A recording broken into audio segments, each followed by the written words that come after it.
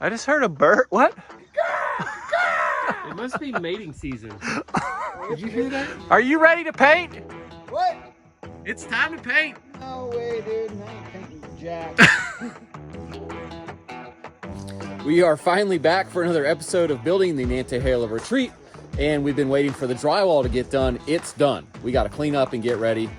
Drywall dust is like powdered sugar or like flour. It's like you turned loose a dozen kids in the house, all with a bag of flour, and they threw it everywhere. So that's what we're going to deal with first. Yeah. We did do something while we were not here, and that's to put a coat of finish on the tongue and groove. That's our ceiling in this huge vaulted living room. So first we'll cut to that process and show you how we did it. Here's a look at our material. This is a 1x8 white pine tongue and groove. It's got a flat panel side and it's also got a beaded side. We're going to use the flat panel. And we've already done one thing. That's that Jason inspected every single board, he said. Yes, my hands have touched every piece of wood here. But did you look at every piece? No. So I hopefully ran my hand across it and see how it felt. And if it felt rough, I sanded it. If it didn't feel rough, I okay, did not so that's sand an important step, getting the rough patches, because there will be rough patches from the planing process or just if there's knots. So we already sanded all that, so it should be good for finish, right? Yep, and then what we also did is we pulled out like 10 or so that are suspect boards that we're going to use for our rips for our trim, so that way. So we're going to rip these boards up into like 2 inches or 1.5 inch pieces to trim around the outside of the ceiling. Yes. And why are these suspect? Because I see this one has gnarly grain. Yeah, there's some that got some gnarly grain, some defects and things like that that we think we can work with. Some of the tongues are missing. Yep, I see so that. We can rip that off and use it as a rip. You know what they call that? Call. Material management. That's me, baby. Material manager. Material manager. And it looks like we finally found a job for Ray. Oh yeah. Yeah, dude. The spinner of the thing guy. Machine, that's me. There's another thing over here too. Oh, yeah. You gonna spin that one? Stop getting dirty. All right, we're getting going here. What?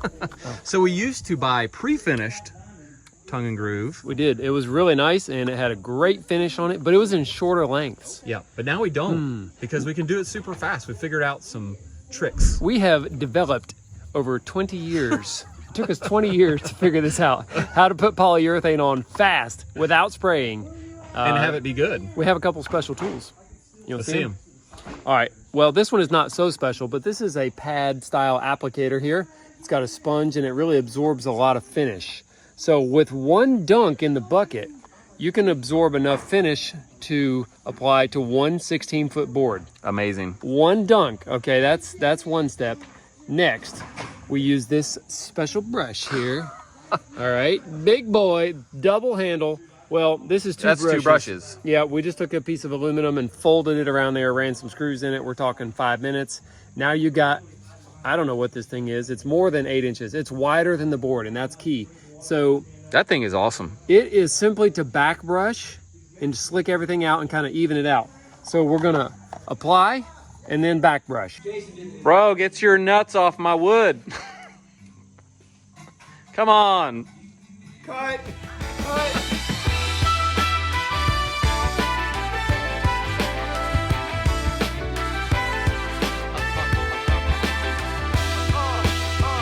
Okay, and there's 2 other things we have to make this fast.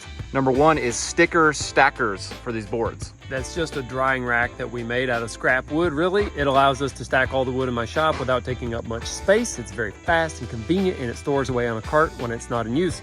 Also, we have this special like support board, I'll call it, that we set the wood on. Each piece that we're finished, we set it on the board. And The board sluice. It's got 2 little side rails on it that just kind of center the board up. It keeps it from moving around while you're working. And it kind of helps you to actually stay centered with your brush. So you stay dead center down the board and back, and it's not slipping and sliding and spinning around. So that's very helpful. Nice working fire, buddy. Gotta stay comfortable and cool. You got your good clothes on, you got your church clothes on and flip-flops. Like you're gonna do a lot of poly today. Here's the finish we're using. It's a Czar water-based polyurethane matte finish, and matte is where it's at. Matt's where it's at. On wood, anyway. getting kind of tall here, so I think we'll diagonal brace this thing. What do you think? Well, Diagonal? that could be a catastrophe right there if it all fell while it's wet. Yeah. Does it feel good? Yeah, it's like a log house. No, It's dude. like a log house. Look at that. I'd sleep on top of that. I don't trust it.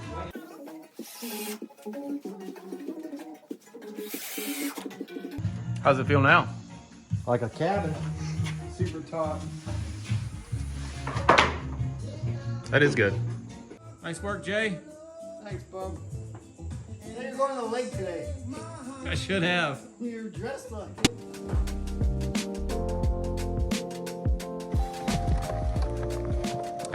Bags are good. Gotta have a bag, a fresh bag, a clean bag. See, the thing is, there's a lot of dust in that house, all right?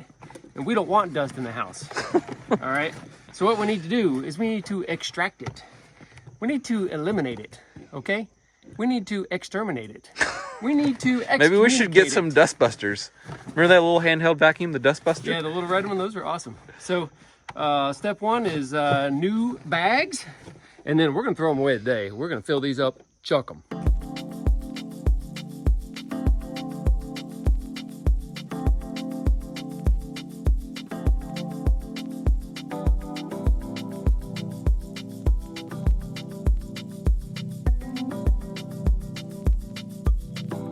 Who is this guy? New guy. We've got a new guy for a couple weeks from Denmark, Anton. Good to meet you, Anton. This is the first time we've met. Yeah. How old are you? I'm 18. So he's 18 from Denmark. He's got the sweetest work pants I've never seen. I've never seen these. There's John. Good morning. Yeah, and he's the dad. Did Jason tell you that I'm usually the first one at work every day? No, he didn't say that. Because it's a complete lie, that's all. In his defense, he does come from Waynesville, which is a little bit farther. But Thank in you. my defense, he just doesn't care when he shows up. So that's when he gets you whenever he wants. That's what it is when you're the boss. Hey, that's why you're the BOSS. What are you doing with the Sawzall? Is my question. Why are you asking?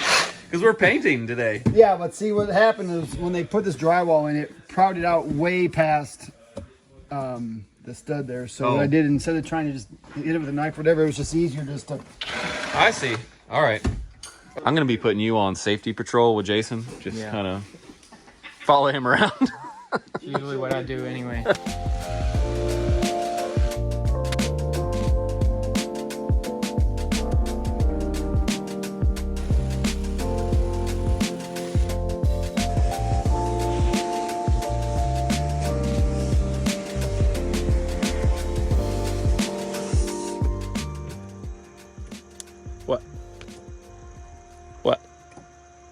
What are you doing?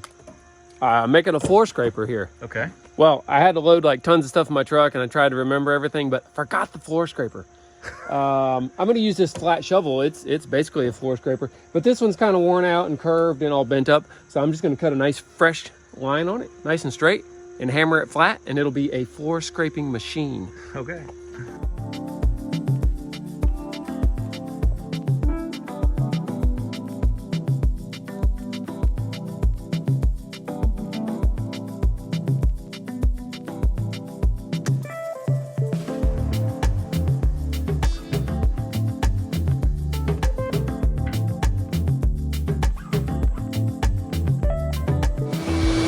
Yo! Dude, what are you doing, bro? I'm getting old, man. You can't do that anymore. Yo, Anton up here? Who? Anton? Yeah. You new guy? Yeah. You know, I asked him to do something. You know what he said? What? Yes, sir. Don't get used to it. You better get... Yeah. I mean, come on. I mean... Yes, sir. Oh, wait, sorry. You want to grab that, the vacuum bringing up? Yes, sir. I can't, dude. I can't. That close! I can't, dude. I'm sorry. I can't. Ray, let's hit the highlights of this cleanup job. Okay. Number one, we're cutting all of the foam insulation, that spray foam that's sticking out past flush on the window frames. All right. John's on that, okay? We're vacuuming all of the windowsills, see that? Yeah. All the receptacles, see that? Yeah. Okay, and last, I'm actually getting all the dust out of the corners, and for some reason, when they use that power sander thing, it tends to fling the dust into those corners, and it just like sticks. And if you prime over it, it makes a real mess later. So I'm got this, you know, paintbrush on a stick thing. Yeah, doing that.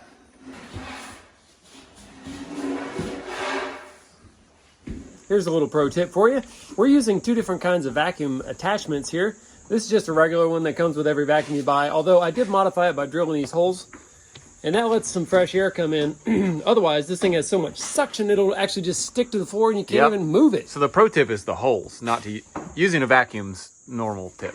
That's not even a pro tip. No, we can't claim that that's a pro tip. Well, anyway. But drilling the holes does make it much more usable on a hard floor. It does. I don't know why they don't do that from the start. Actually, they do have little grooves in the bottom, but those wear off and then they're gone. So. All right, what else you got? All right, this one right here. This, I think, is this like a horsehair? Something like that, yeah. I think it's actually some actual natural animal hair. Okay, and what's that for? Well, we use this on the walls. So we actually vacuum every wall surface, and it's got these little wheels right there. Look at that. So nice. This one right here will leave black marks all over the wall. Okay. No good. This one right here. And there's enough dust on the walls where you need to vacuum the walls to get the primer to adhere to the wall. You do. You should. They're like covered in... If you just sweep it off with a broom, guess what? It just goes everywhere in the room. It's just spreading it around to some other place. So we like to suck it up and contain it and get it out of there. Yeah, the cleaning this up is a big mess. Look at all these vacuums. We probably bought 4 or 5 vacuums, 4 or 5 guys. This is like cleaning the dirtiest house you've ever seen kind of job. Yep, we got it done before lunch with everybody here. And now we're gonna prime. Here we go.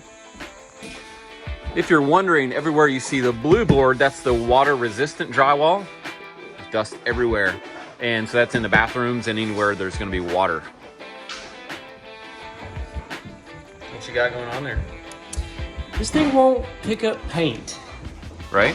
I hear it moving like that, right? But it's not actually picking up paint. So there's the little ball right there, and it goes up and down, and it kind of seals something and then draws the paint up. And it's free. The ball is moving around, but there's some stuff trapped in there or something. Huh. And I got a pro tip.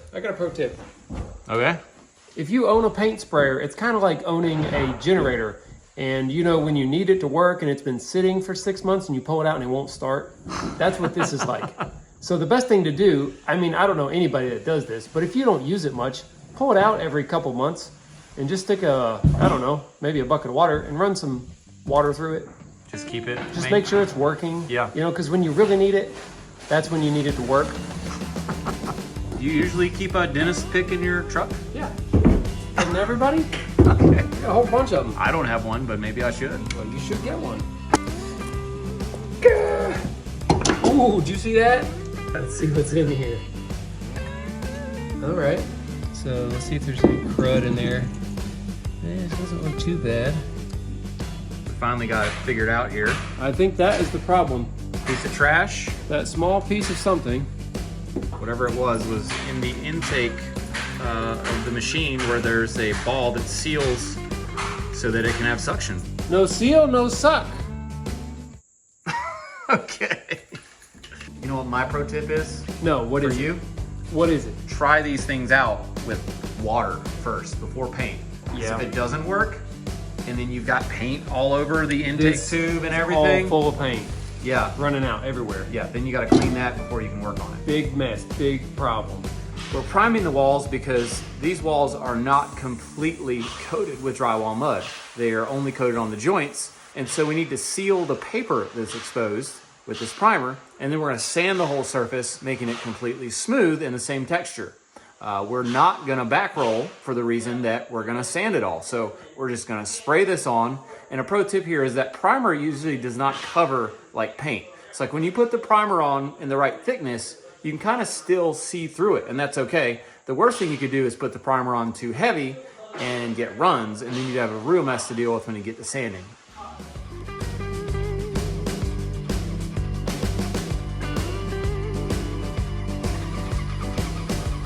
Excuse me. Sorry, man.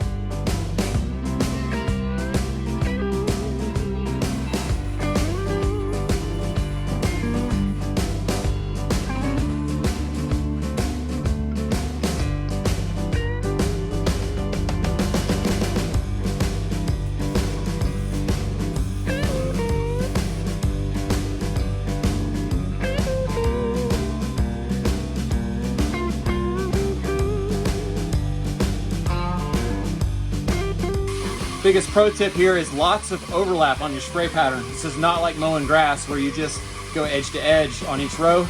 I'm lapping almost 2/3 to a half across the last row that I just did every single time. That gets it nice and even.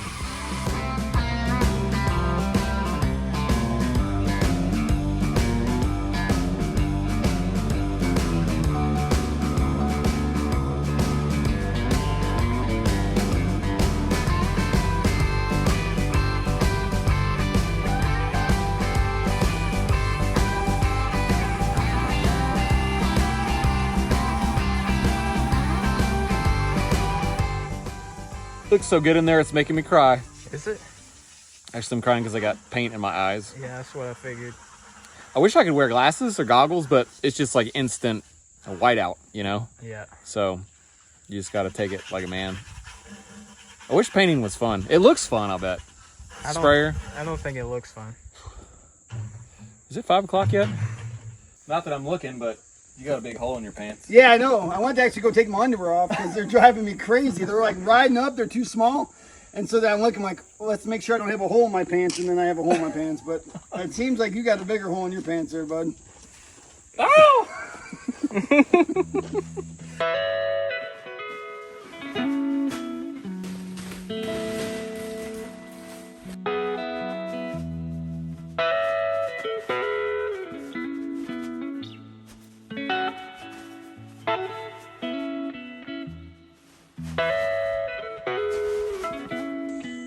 Time to finish it off.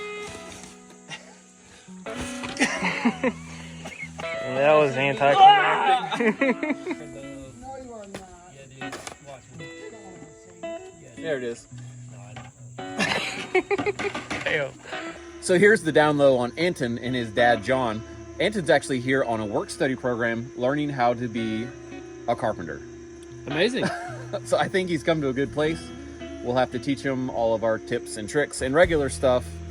And hopefully when he's done with us, he'll know how to be a carpenter. I think it will, but also he's got some knowledge already about construction in Denmark and how they do things over there. So that's going to actually be fun for me to ask him some questions about how things may vary. What did you learn today? I learned how to vacuum really good and how you spray paint the roof and the walls. Do you feel like you learned something new you didn't know before? I did. Okay, we have succeeded. Yeah. See you tomorrow. See you tomorrow. Hey, thanks for checking out our video today. And I really want to give a special thanks to our sponsor for today's video, Anker, which if you didn't know is America's #1 charging brand. So on this YouTube channel, we use iPhones to film everything and actually edit a lot of the stuff we do as well. This is an iPhone 12 Pro. We're using an iPhone 11 Pro to actually film this right now.